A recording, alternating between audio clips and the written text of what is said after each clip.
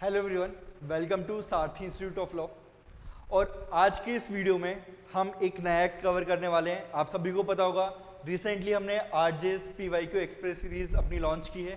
इसके अंदर हम आपको सब्जेक्ट वाइज पीवाईक्यू सॉल्व करवा रहे हैं ताकि आपको ये पता चल सके कि किस सब्जेक्ट में से वो कौन सा एरिया है जहाँ से रिपीटेडली क्वेश्चन पूछे जाते हैं, वो कौन सा एरिया है जहाँ पे आपको फोकस करना है, वो कौन सा एरिया है जिसको आपको लाइटली लेना है। तो ये सारी चीजें, इतना सब कुछ आपको पता चल रहा है हमारी इस पीवाईक्यू सीरीज के अंदर। इसके अंदर हम सेक्शंस को डिस्कस कर देंगे, कौन से सेक्शन से क्वेश्चन पूछा जा रहा है, कौन से वो सेक्शन से जो रिपीट हो रहे हैं बार बार, कौन से क्वेश्चंस रिपीट हो रहे हैं। तो इतना सब कुछ आपको हमारी इस सीरीज के अंदर देखने को मिल रहा है। और इस सीरीज की सबसे अच्छी बात है कि हम यहाँ पे आपको ईयरली सॉल्व नहीं करवा रहे, यानी कि फॉर एग्जांपल अगर हमने 2024 का कोई पेपर लिया तो हम एक साथ उस पेपर को कंप्लीटली सॉल्व नहीं करवा रहे। हम क्या कर रहे हैं, सब्जेक्ट वाइज सॉल्व कर रहे हैं। इससे आपको जो सबसे बड़ा बेनिफिट मिलने वाला है वो बेनिफिट ये है कि आप इंडिविजुअल सब्जेक्ट को फोकस कर सकते हो। आपको एक्चुअल में पता चलेगा कि कौन से सब्जेक्ट के ऊपर मुझे फोकस ज्यादा करना है, कौन से सब्जेक्ट है जिससे क्वेश्चन ही नहीं पूछे जा रहे हैं या फिर हार्डली एक क्वेश्चन पूछ लिया जाता है, वहीं पे वो कौन से सब्जेक्ट्स हैं जिनसे 3 से 4 क्वेश्चन पूछे जा रहे हैं। तो ये सारी चीजें आपको तब पता चल पाएगी जब आप एक कंप्लीट सब्जेक्ट को कवर करने वाले हो ईयर वाइज, ना कि ईयर वाइज कंप्लीट जो है पेपर सोल्व करोगे, तब आपको ये चीजें नहीं पता चलेगी। इसीलिए हमने डिसाइड किया था कि हम आपको सब्जेक्ट वाइज सॉल्व करवाएंगे। एंड वी सिंसियरली होप कि आपको इस पीवाईक्यू सीरीज का जरूर बेनिफिट मिल रहा होगा। आपको अब समझ में आने लग गया होगा कि किस सब्जेक्ट को हमें किस तरीके से पढ़ना चाहिए, क्योंकि हम ऑलरेडी बहुत सारे सब्जेक्ट कवर कर चुके हैं। अगर आप लोगों ने वो वीडियोस नहीं देखे हैं तो आप हम डिस्क्रिप्शन बॉक्स में जाइए, वहां पर आपको हमारी प्लेलिस्ट का लिंक मिलेगा, उस लिंक पे क्लिक कीजिए और आप प्रीवियस वीडियोस को जरूर देखिए।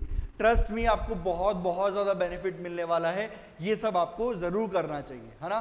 देखो, जब तक आप पीवाईक्यू सॉल्व नहीं करोगे तब तक आपको एग्जाम पैटर्न नहीं पता चलेगा, और जब तक आपको एग्जाम पैटर्न पता नहीं चलेगा तब तक आप ये नहीं जान पाओगे कि आपको किस माइंडसेट के साथ उस पेपर को अटेम्प्ट करने जाना है, किस तरीके से उस पेपर को अटेम्प्ट करना है। ओके, तो चलिए स्टार्ट करते हैं आज का एक्ट। आज जो हम एक्ट कवर करने वाले हैं उसका नाम है ट्रांसफर ऑफ प्रॉपर्टी एक्ट।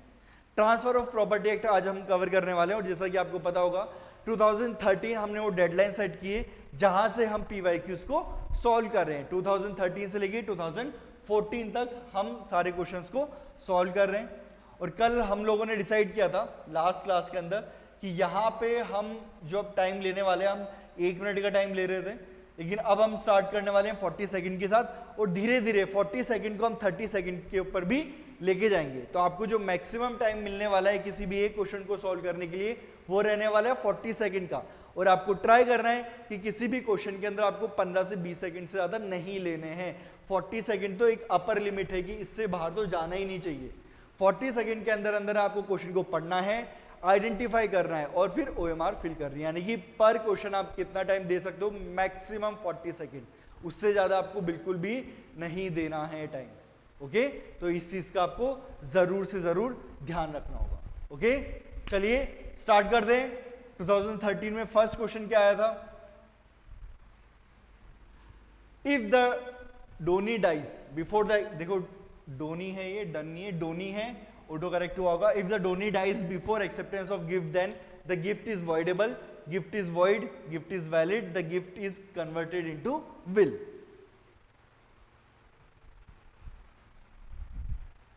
बहुत बहुत इजी क्वेश्चन है, डायरेक्ट क्वेश्चन है। देखो, जो डायरेक्टली सेक्शन बेस्ड क्वेश्चन होते हैं उनमें तो आपको ट्राई करना है 20 सेकंड से ज्यादा आपको लेने ही नहीं है, ठीक है। जो डायरेक्ट सेक्शन बेस्ड क्वेश्चन है उनमें 20 सेकंड से ज्यादा आपको लेना ही नहीं है।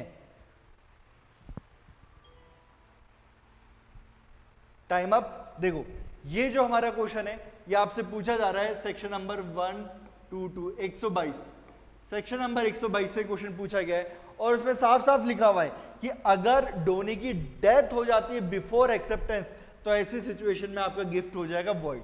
तो इसका जो करेक्ट आंसर होने वाला है वो है ऑप्शन नंबर 2, वॉइड इसका करेक्ट आंसर है। ओके, नेक्स्ट क्वेश्चन पर चलते हैं। A lessee accepts from the lessor a new lease of the property leased to take effect during the continuance of the existing lease. This converts to the former lease into exchange, converts the former lease into a perpetual lease if an implied surrender of the former lease is a voidable agreement. सही question है, थोड़ा सा आपको मजबूर करेगा चीजों को सोचने पे, लेकिन इतना डिफिकल्ट भी नहीं है, इजी क्वेश्चन है, मैं इसको इजी की कैटेगरी में ही रखने वाला हूं। सबसे पहले आपको सेक्शन आइडेंटिफाई करना है, सेक्शन कौन सा होगा इसका, 111, ठीक है। सेक्शन 111 इसका करेक्ट सेक्शन है, जिसके अंदर साफ साफ लिखा हुआ है, वहां पे आपको एक चीज बोली हुई कि किस तरीके से आप लीज को जो है एंड कर सकते हो, लीज कैसे डिटरमाइन होगी। तो वहां पे डिफरेंट डिफरेंट ग्राउंड्स दिए हुए हैं, उसमें से एक ग्राउंड है बाय द इम्प्लाइड सरेंडर। अब आप मुझे एक बात बताओ, अगर ए और बी ने एक लीज एग्रीमेंट किया और लीज एग्रीमेंट था टिल 2026, लेकिन उन्होंने क्या किया, दिसंबर 2024 में एक नया लीज एग्रीमेंट कर लिया with respect to the same property. तो आप मुझे ये बताओ, क्या उन्होंने इंप्लाइडली इस वाली लीज को सरेंडर किया है कि नहीं किया है? बिल्कुल किया है। तो ये क्या हो गया, एक ग्राउंड हो गया फॉर डिटर्मिनेशन ऑफ लीज। तो यहां पे आप इसको क्या मानोगे, इंप्लाइड सरेंडर। तो जैसे आपने इंप्लाइड सरेंडर किया, प्रीवियस लीज क्या हो चुकी है, खत्म हो चुकी है, डिटरमाइन हो चुकी है। तो यहां पे जो करेक्ट आंसर होने वाला है वो है ऑप्शन नंबर 3। अब देखिए 2013 में टोटल आपसे 2 ही क्वेश्चन पूछे गए हैं, है ना। तो अब अपन ये देखते हैं कि बाकी ईयर्स में कितने क्वेश्चन पूछे जा रहे हैं, ताकि हमें पता चल सके कि किस तरीके से हमें इस एक्ट को प्रिपेयर करना है, कितने क्वेश्चन इसमें से आने की प्रोबेबिलिटी ज्यादा होती है। ओके, चलिए 2015 first question, in which of the following mortgages the mortgagor is required to deliver possession of the mortgage property to the mortgage। बहुत अच्छा क्वेश्चन है। English mortgage, mortgage by conditional sale, usufructuary mortgage, anomalous mortgage.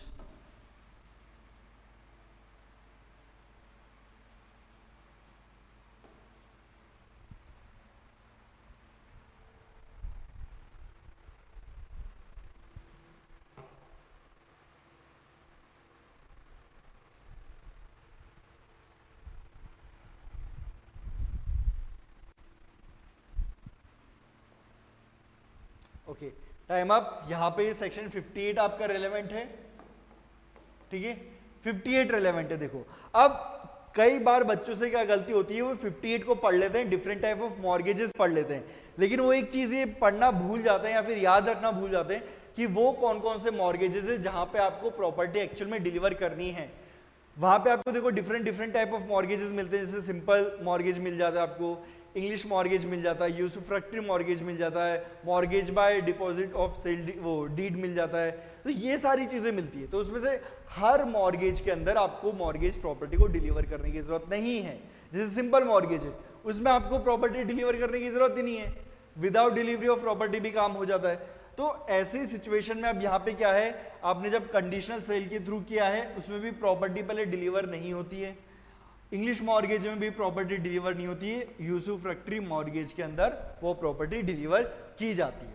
Okay, I think previously जो मैंने बोला simple mortgage वाला, वो एक बार मुझे चेक करना पड़ेगा, एकदम से स्लिप हो गया वो। आई थिंक सिंपल मॉर्गेज में डिलीवर करनी होती है, बट वो यहाँ पे ऑप्शन नहीं है। एक बार वो क्रॉस चेक कर लेना सेक्शन 58 के अंदर कि क्या इंग्लिश सिंपल मॉर्गेज के अंदर प्रॉपर्टी को डिलीवर करना होता है नहीं होता। स्टार्टिंग में लिखा हुआ है वो, ठीक है, जैसे सिंपल मॉर्गेज लिखो पढ़ोगे उसके अंदर आपको वो देखने को मिल जाएगा।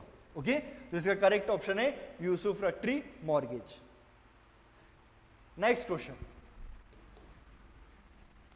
स्टेटमेंट है every transfer of immovable property made with intent to defeat or delay the creditors of the transfer is void. Statement B, every transfer of immovable property made without consideration with intent to defraud a subsequent transfer is void. बहुत अच्छा question है, इसको मैं एक अच्छे question की category में डालूंगा, थोड़ा डिफिकल्ट नहीं बोलूंगा लेकिन अच्छा क्वेश्चन है। एज अ जुडिशियल एस्पिरेंट आपको थोड़ा सा दिमाग लगाना पड़ेगा इस वाले क्वेश्चन को करने के लिए, थोड़ा सा, ज्यादा नहीं, थोड़ा सा ही लगाना पड़ेगा। तो क्या होने वाला है इसका आंसर,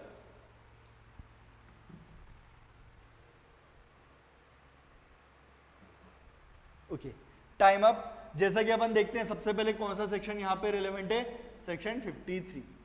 अब देखो सेक्शन 53 में बोला हुआ है कि ये जो दोनों ट्रांजैक्शन है ना, ये वॉइड नहीं होने वाले हैं, ये होंगे वॉइडेबल।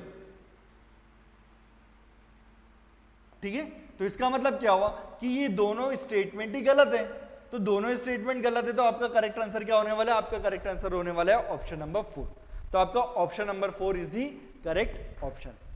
ओके, अब देखिए 2015 में भी आपसे 2 ही क्वेश्चन पूछे जा रहे हैं, तो यानी कि हमें 2 साल में थोड़ा सा ये रियलाइज हुआ है कि टीपीए यानी कि ट्रांसफर ऑफ प्रॉपर्टी एक्ट से एक्चुअल में क्वेश्चन कितने आते हैं। ओके, तो यहाँ पे क्या ये चीज आपको समझ में आ गई है? क्या आपको धीरे धीरे पता चल रहा है ये दोनों ईयर के पेपर सॉल्व करके कि अच्छा टीपीए से हमसे कितने क्वेश्चन पूछे जा रहे हैं? तो हमने आइडेंटिफाई कर लिया 2 क्वेश्चन पूछे गए हैं 2 साल के अंदर टीपीए से। ओके, अब चलते नेक्स्ट ईयर 2016। अब देखो फिर से कहानी रिपीट हो रही है, 2 ही क्वेश्चन पूछे गए। रीड करो क्वेश्चन और answer.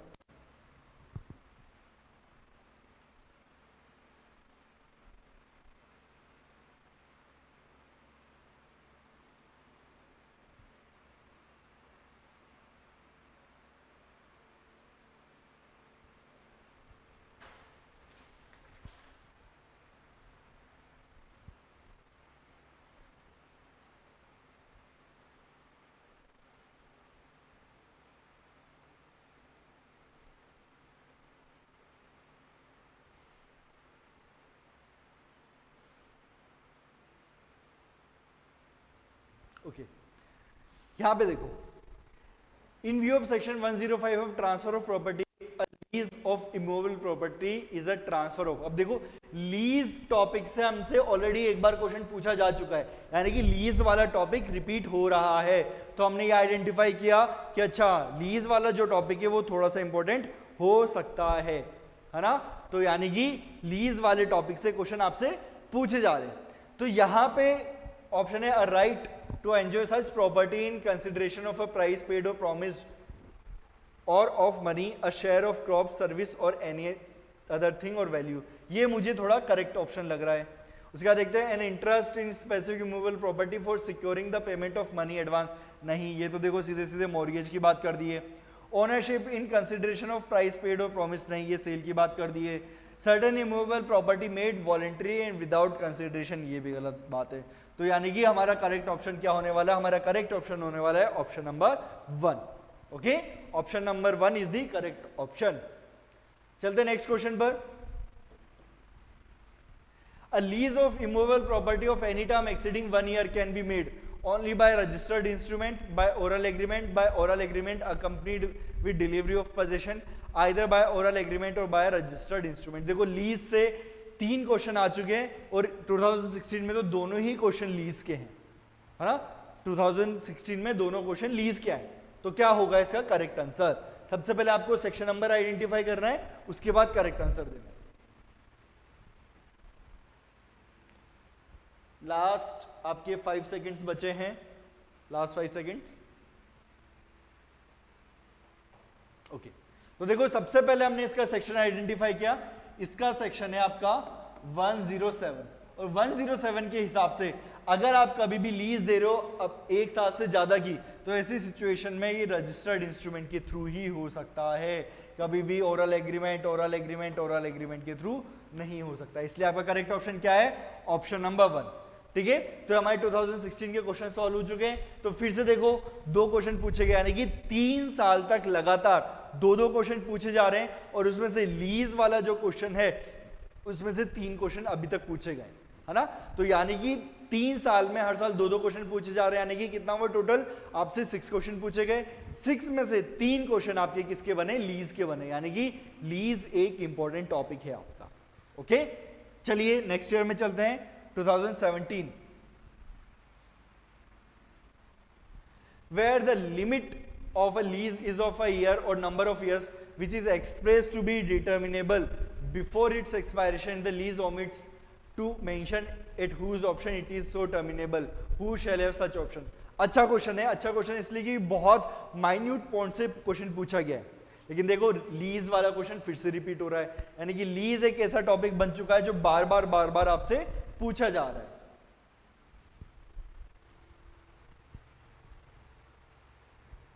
Last few seconds, 5 seconds remaining, 3, 2 and 1, time up. देखो ये जो क्वेश्चन है आपका, ये क्वेश्चन पूछा गया सेक्शन 110 से और उसमें से भी उसका जो पैरा 3 है, इससे ही आपका ये क्वेश्चन पूछा गया है। इसलिए मैंने बोलता कि थोड़ा सा डिफिकल्ट हो सकता है, अच्छा क्वेश्चन है, बीच में से पूछा गया है, ऐसे डायरेक्ट क्वेश्चन नहीं है। देखो डायरेक्ट क्वेश्चन वो थे कि आपने सेक्शन को क्लिक किया और देखते आपको समझ में आ गया कि क्या लिखना है, पूछा ये सेक्शन से गया है, लेकिन थोड़े से माइन्यूट पॉइंट से पूछा गया। हो सकता है कि काफी सारे लोग इसको स्किप कर देते होंगे या फिर इसके ऊपर इतना ध्यान नहीं देते होंगे, इसलिए थोड़ा सा अच्छा क्वेश्चन है। और इसका जो करेक्ट आंसर होने वाला है वो है लेसर। ठीक है, इसका जो करेक्ट आंसर होने वाला है वो सॉरी लेसर नहीं है, लेसर नहीं है, वहां पे लिखा हुआ है not at the option of lessor, sorry वहां पे लिखा हुआ है not at the option of lessor, correct इसका आंसर है लेसी। ठीक है, इसका करेक्ट आंसर है लेसी। सेक्शन नंबर 110 हमारा रिलेवेंट प्रोविजन है, वो आप जरूर रेफर करना। अब देखो 2017 में सिर्फ एक क्वेश्चन पूछा गया और वो क्वेश्चन भी किससे पूछ लिया, आपसे लीज से पूछ लिया, है ना, लीज से पूछ लिया। अब चलते हैं 2019। अब आपको पता होगा 2019 में एकदम से जज्बात बदल गए थे, क्यों, क्योंकि सिलेबस ही बदल दिया पूरा। तो अब देखते हैं कि 2013 से 17 में जो पैटर्न रिपीट हो रहा है, क्या वो 2019 के बाद भी रिपीट हुआ है फिर नहीं हुआ, और 2019 से लेके 2024 तक हमारा क्या पैटर्न रहा है, क्योंकि अभी 6 महीने पहले फिर से सभी बच्चों के ऊपर बम फूटा है कि सिलेबस चेंज हो चुका है ना। तो सिलेबस क्या हुआ, ऑलमोस्ट जो 2013 से लेके 2017 तक जो पूछा जाता था, ऑलमोस्ट वैसा सिलेबस करने का ट्राई किया गया है। इसलिए हो सकता है कि इस बार पैटर्न कौन सा फॉलो हो, जो 2013 से लेके 17 तक आता था। इसलिए हमने इस पूरी सीरीज के अंदर हर सब्जेक्ट को डिवाइड किया है, 2013 से लेके 2017, देन 2018 से लेके 2024, यहां तक हमने इसको डिवाइड किया है, ताकि आपको क्लियरली पता चल सके कि जब सिलेबस चेंज हुआ है तो ऐसे सिचुएशन में आपको किस तरीके से अपनी प्रिपरेशन को चेंज करना है। अब देखिए, मैं बार बार बोलता हूं, हार्ड वर्क करने से कुछ नहीं होता, स्मार्ट वर्क आपको करना ही पड़ेगा। कॉम्पिटिटिव एग्जाम है ये, आपका कोई सेमेस्टर एग्जाम नहीं है जो बस आपने मुंह उठाया, थोड़ी बहुत बुक्स पलट ली, बैरक पलट लिया तो आपका काम हो जाएगा, बिल्कुल नहीं होगा। जब तक आप स्मार्ट वर्क नहीं करोगे तब तक आपके कॉम्पिटिटिव एग्जाम निकलने की प्रोबेबिलिटी कम ही रहेगी। लेकिन जब आप स्मार्ट वर्क को कंबाइन कर दोगे हार्ड वर्क से, तो आपके सिलेक्शन की प्रोबेबिलिटी बहुत ज्यादा बढ़ जाएगी। तो अपन को सिर्फ हार्ड वर्क नहीं करना है, स्मार्ट वर्क भी करना है, दिमाग का इस्तेमाल करना है। भगवान ने कितनी अच्छी चीज दी आपको, है ना, तो उसका इस्तेमाल करो। तो यहां पे आपको उसका इस्तेमाल करना है, स्मार्ट वर्क करना है। ओके, तो चलते हैं 2019 के अंदर। 2019 में फिर से सिर्फ एक क्वेश्चन पूछा गया, क्वेश्चन है section 43 of transfer of property act 1882 which deals with transfer by unauthorized person who subsequently acquires interest in immovable property transferred underlines doctrine of। ये एक इनडायरेक्ट क्वेश्चन है, इसका डायरेक्टली आंसर आपको एक्ट के अंदर देखने को नहीं मिलेगा। इसके अंदर आपको कंसेप्ट पता होना चाहिए, तभी आप इस क्वेश्चन को कर पाओगे, है ना, तभी आप क्वेश्चन को कर पाओगे। तो चलिए देखते हैं कितने लोग इसका सही आंसर कर पाते हैं।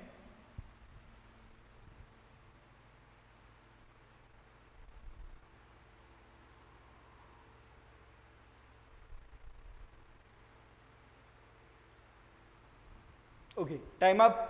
अब देखो यहां पे एक्शनेबल क्लेम तो इस एक्ट के बिल्कुल एंड में दिया हुआ है, तो आप इसको एलिमिनेट कर सकते हो एक बार के लिए, है ना। फिर राइट ऑफ प्रीएम्पशन भी हमें पता है दूर दूर तक इसका लेना देना नहीं है, तो बेसिकली एस्ट्रोपल है। एस्ट्रोपल का मतलब क्या होता है कि एक बार आपने जो बात बोल दी आप उससे मुकरोगे नहीं, है ना, आपको काम करना ही पड़ेगा। तो यहां पे देखो क्या हो रहा है कि आपने एक बार क्या किया, even though you were not authorised to transfer that property, लेकिन अब सब्सिक्वेंटली आपको वो ऑथराइजेशन मिल गया, तो अब ऐसे सिचुएशन में you can not track back your transaction. बोलोगे नहीं नहीं नहीं सर मेरे पास तो अथॉरिटी नहीं थी, ये कैसे होगा, ट्रांजैक्शन मना करवाओ। नहीं, आपने अथॉरिटी ना होते हुए भी ट्रांजैक्शन किया, अब आपके पास क्योंकि अथॉरिटी आ गई तो आप मुकर रहे हो कि नहीं नहीं मैं तो नहीं मानूंगा।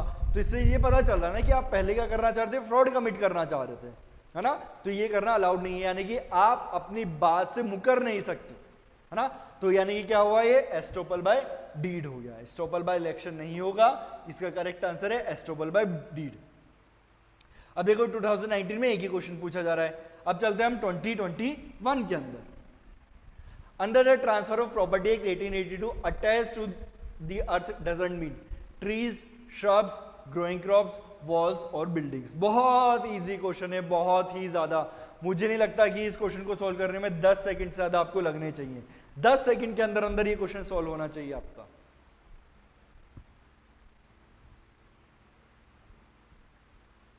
और क्योंकि हम 2021 में आ चुके हैं, तो अब जो रिमेनिंग क्वेश्चंस हैं उनको हम सॉल्व करेंगे 30 सेकंड के अंदर अंदर। 30 सेकंड में हम रिमेनिंग क्वेश्चंस को सॉल्व करने का ट्राई करेंगे। ओके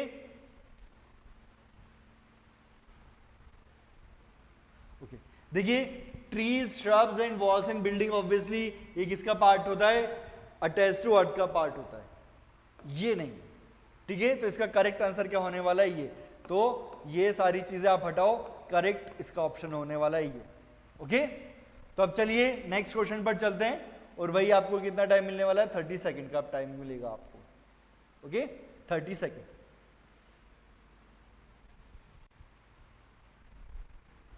रीड करिए और आंसर करिए इसको।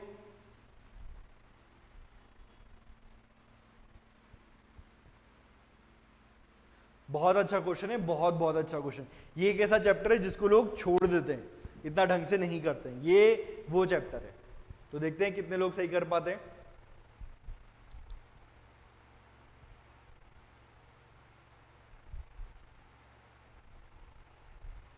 Okay, time up. सबसे पहले आपको अपना सेक्शन आइडेंटिफाई करना है इसके अंदर।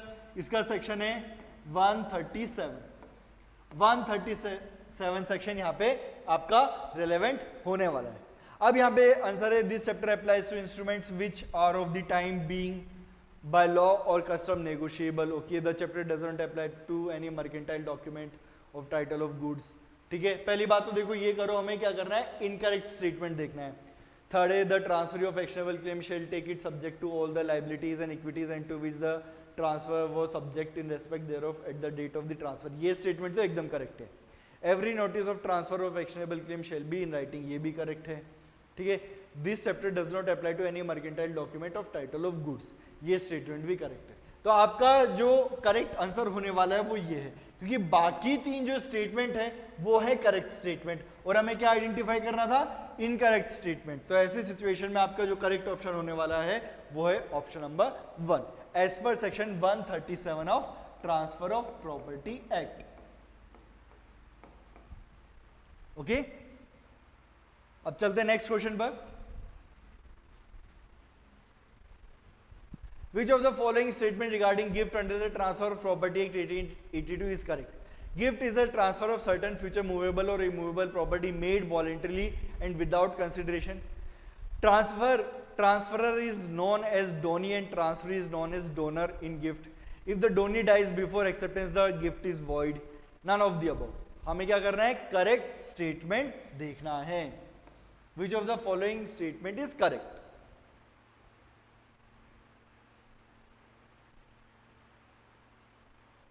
टाइम अप हो चुका है वैसे भी आपका। देखो ये आंसर जो है, ये क्वेश्चन अपन ऑलरेडी एक बार कर चुके हैं, लेकिन फिर भी हम इसको देख लेते हैं। देखो ये स्टेटमेंट जो है आपको याद होगा, ये स्टेटमेंट हम देख चुके हैं कि ये स्टेटमेंट करेक्ट है ना, ये स्टेटमेंट करेक्ट है। अब बाकी ऑप्शन को भी हम वेरीफाई कर लेते हैं ताकि गलती से गड़बड़ ना हो जाए। Transferor is known as donee, अब देखो ये कर दी ना गड़बड़। यहां पे देखो मैंने आपको पहले भी क्लास में समझाया हुआ है कि जहां पे ओ आर आ गया ना, ओ आर आ गया तो उसका मतलब होता है जो चीज दे रहा है। ठीक है, तो देखो ट्रांसफरर वो चीज दे रहा है, ये तो आपको बात पता है, लेकिन ट्रांसफरर जब वो चीज दे रहा है तो यहां पे भी तो ओ आर आना चाहिए ना। जैसे मॉर्गेज के ट्रांजैक्शन में ट्रांसफरर को आप बोलते हो मॉर्गेजर। ठीक है, बेलमेंट के ट्रांजैक्शन में ट्रांसफरर को आप बोलते हो बेलर, तो ओ आर आता है। अब यहां पे देखो ट्रांसफरर को आप बोलो डोनी, तो यहाँ पे डबल ही आ रहा है, तो ये तो हो ही नहीं सकता। ट्रांसफरर होगा डोनर और ट्रांसफरी होगा डोनी, तो ये स्टेटमेंट तो हो गया गलत। फिर gift is the transfer of certain future, future वाला वर्ड देखते तो आपको समझ जाना चाहिए कि गिफ्ट हमेशा जो है प्रेजेंट प्रॉपर्टी का होगा, फ्यूचर प्रॉपर्टी का गिफ्ट नहीं हो सकता है। ओके, तो ये तीन क्वेश्चन थे हमारे 2019 के अंदर। अब देखो आपका डिफिकल्टी लेवल और बढ़ाते हैं। अब आपको क्या करना है? अभी तक अपन 30 सेकंड में कर रहे थे, अब आपको 20 सेकंड करना है। 2024 के जो दो क्वेश्चन है उसको आपको 20 सेकंड में सॉल्व करना है। बहुत तेज स्पीड रखनी पड़ेगी, अलर्ट रहना है। ठीक है, जो लोग नींद में है जाग जाओ। दो क्वेश्चन है, बस दो क्वेश्चन, उसके लिए आपको एकदम अलर्ट रह के करना है कि बेस्ट परफॉर्मेंस आपको यहाँ पे इन 2 क्वेश्चंस के अंदर अपनी निकालनी है। ओके, एकदम अलर्ट से जाग जाओ ताकि हम इस क्वेश्चन को 20 सेकंड में सॉल्व करें। टारगेट रखना है 20 सेकंड, और अगर आप 20 सेकंड से नीचे सॉल्व करते हो तो बहुत बहुत अच्छी बात है ना।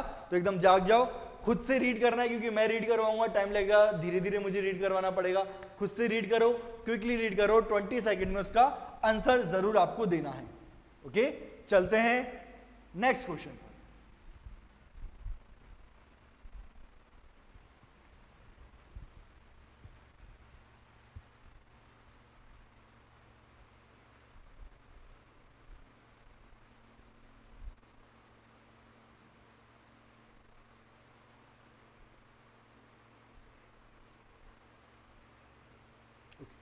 टाइम अप हो चुका है। आई होप आप सबने करेक्ट आंसर देख लिया होगा, ठीक है, समझ में आया होगा कि आपको क्या करेक्ट आंसर। देखो ये जो क्वेश्चन है ना, ये ऐसा क्वेश्चन है जिसने अच्छे से लोगों के होश उड़ा दिए कि यार ये क्या क्वेश्चन पूछ लिया, ऐसा तो कभी क्वेश्चन पूछा नहीं था। वैसे नॉर्मली किसी भी एक्ट के इलस्ट्रेशन इंपॉर्टेंट होते हैं, ये चीज मैं आपको पता नहीं कितनी बार रिपीट कर चुका हूँ, तो मुझे लगता है कि ये चीज मुझे वापस से रिपीट करने की जरूरत है। लेकिन नॉर्मली क्या होता है कि वो इलस्ट्रेशन आता है क्वेश्चन में और आपको गैस करना होता है कि उस इलस्ट्रेशन के बेस पे आपका करेक्ट आंसर क्या होने वाला है ना। लेकिन यहाँ पे थोड़ा अतरंगी क्वेश्चन पूछ लिया कि भैया इस सेक्शन का इलस्ट्रेशन पहचानो इनमें से, तो यहाँ पे जो करेक्ट आंसर है वो है ई, यानी कि third option number 3 is the correct answer, है ना। थोड़ा सा अतरंगी, लेकिन देखो घूम फिर के वही पूछा कि आपसे इलस्ट्रेशन पूछ लिया। तो देखो मैं फिर से रिपीट कर रहा हूं, इलस्ट्रेशन हर एक्ट के बहुत ज्यादा इंपॉर्टेंट है। आपको इलस्ट्रेशन पता होने चाहिए किसी भी हाल में, इलस्ट्रेशन को आप मिस नहीं कर सकते हो। चलिए लास्ट क्वेश्चन पे बढ़ते हैं, और आई होप कि आप क्या कर सको, 20 सेकंड में इसको सॉल्व कर सको। चलो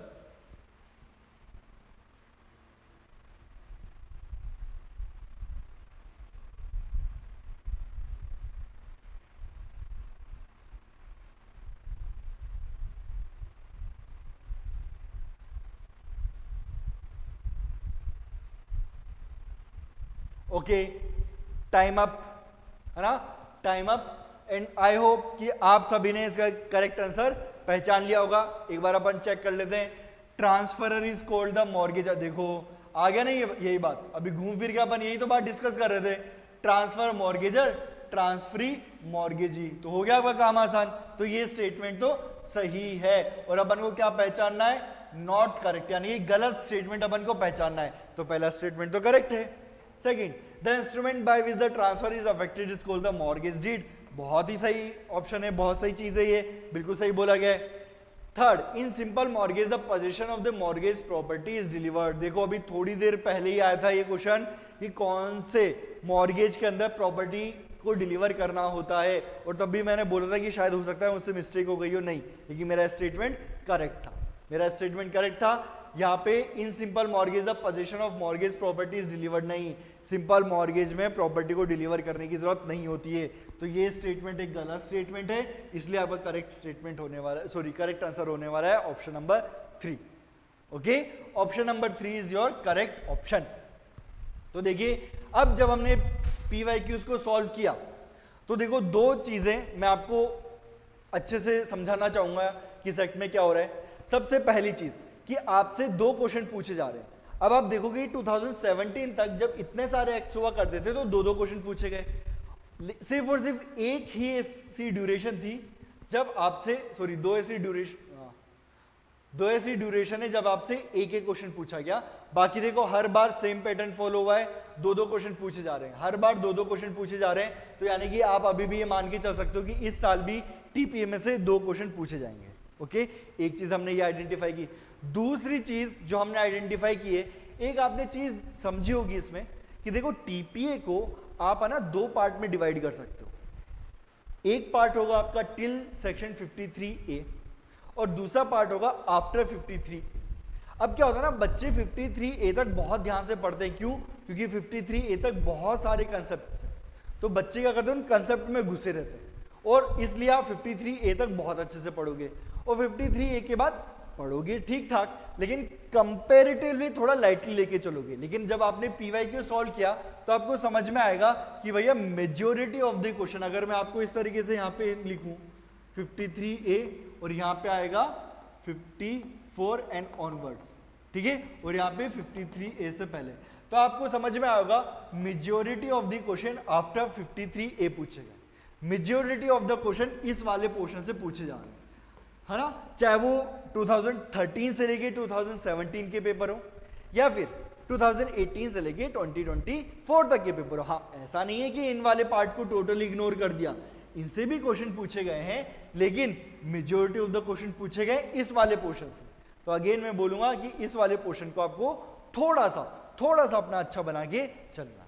ओके, तो ये था आज की पीवाईक्यू सीरीज का लेक्चर। टीपी एक्ट हमने सॉल्व कर लिया है।